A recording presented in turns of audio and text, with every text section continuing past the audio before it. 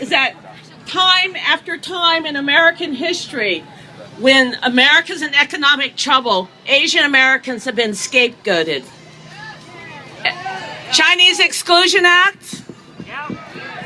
We weren't allowed to buy land.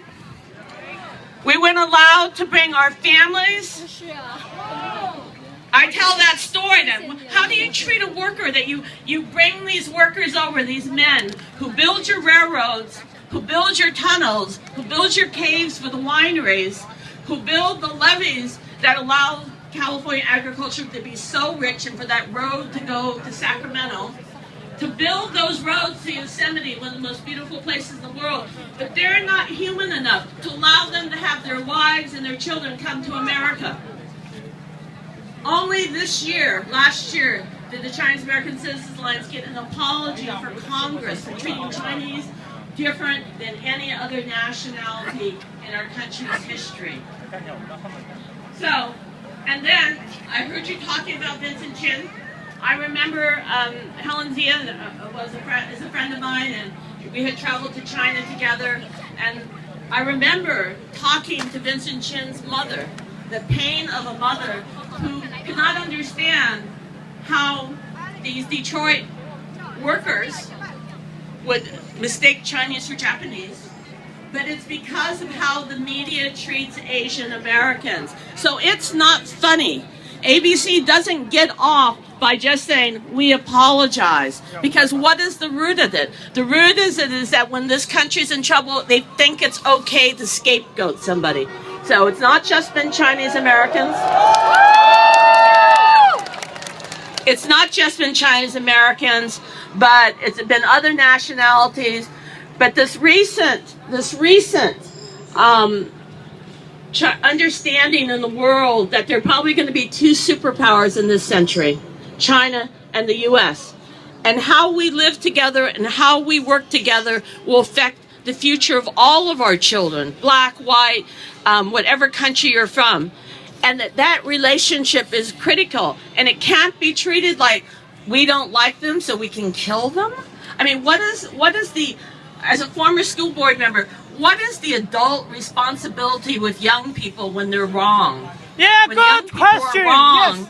When our children, whether it's violence in Oakland or violence on TV, when our children are wrong, we need to stand up and to teach them the right way. So I'm just going to take another minute to, right now, our economies are so blended, China and the U.S.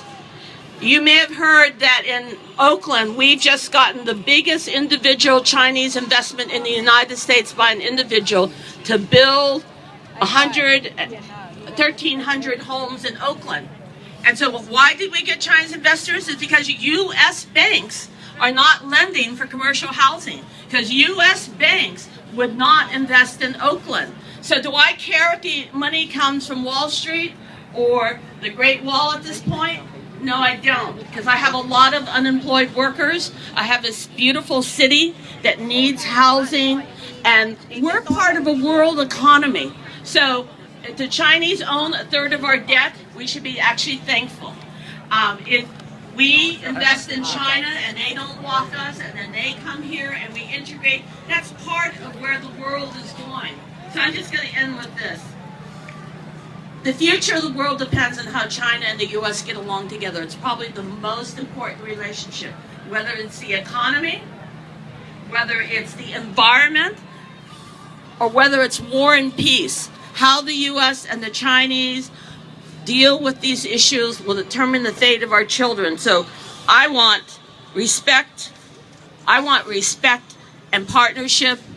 I don't want fear and ignorance. And so we need to stand up. And so ABC and Jimmy Kimmel, yeah, it's a big deal. And you haven't done enough until you take up those issues. You take up the history of scapegoating, and you take up in an intelligent way the way the U.S. and the China must work together for the good of everybody on the planet. Thank you very much. Yeah!